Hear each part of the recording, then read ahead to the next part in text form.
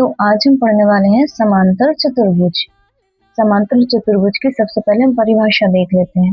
परिभाषा है ऐसा चतुर्भुज जिसकी सम्मुख भुजाएं बराबर व समांतर होती हैं। ऐसा चतुर्भुज जिसकी सम्मुख भुजाएं बराबर और समांतर हो, कौन सा चतुर्भुज कहलाता है? समांतर चतुर्भुज। इस प्रकार से इसका चित्र बनता है। यहाँ पे एक समांतर चतुर्भुज लिया हमने ए बी सी डी, जहाँ पे ए बी और DC आपस में बराबर और समांतर है, तथा दूसरा जोड़ा जो है इनका वो है BC और AD, ये भी आपस में बराबर और समांतर है। इसका क्षेत्रफल होता है आधार गुणित ऊंचाई। अब यहाँ पे हम इसके थोड़े से गुणधर्म देख लेते हैं। तो सबसे पहला है सम्मुख भुजाएं बराबर व समांतर होती हैं।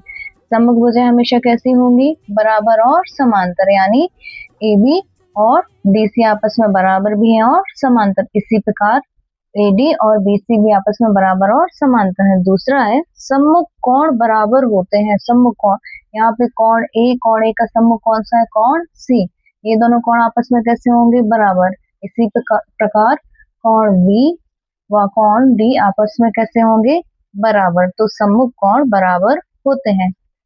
इसके विकर्ण परस्पर समद्विभाजित करते हैं।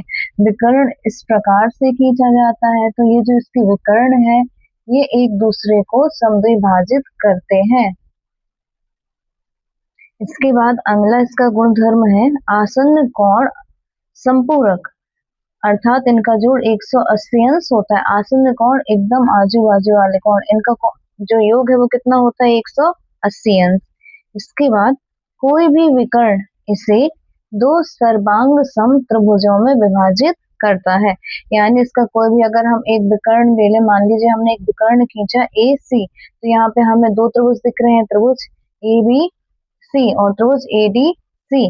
तो ये दोनों त्रिभुज कैसे होंगे? सर्वांग सम। तो ये है समांतर चतुर्भुज। इसकी परिभाषा, इसके जो गुणधर्म होते हैं इनको आप याद रखिएगा, क्योंकि कक्षा 9वीं 10वीं में और कक्षाओं में भी ये बहुत बार पूछा जाता है। तो अब आप बताइए और कौन कौन से ऐसे चतुर्भुज के प्रकार हैं जो समांतर चतुर्भुज भी हो सकते हैं।